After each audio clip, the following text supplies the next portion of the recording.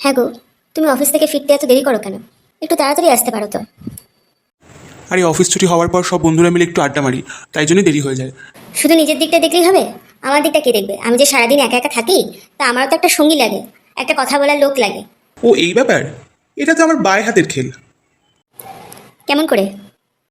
YouTuber Arman মালিককে নিশ্চয়ই চেনো। সে তো এখন ফেমাস, তার দুটো বউ। বউ দুটো কিন্তু বেশ বান্ধবীর মতো, বোনের মতো থাকে। তা ওরকম একটা নিয়ে আসলেই তো হয়। তোমার কথা বলার লোকেরও অভাব মিটবে, তোমার সাথে হাতে হাতে কাজও করবে। ব্যাস, সব সমস্যার সমাধান হয়ে গেল। তাহলে আমি কালকে ব্যবস্থা করব। 1 মিনিট অপেক্ষা করো, আমি এক্ষুনি উত্তরটা নিয়ে আসছি।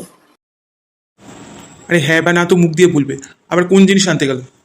এইটা দেখেছো তো?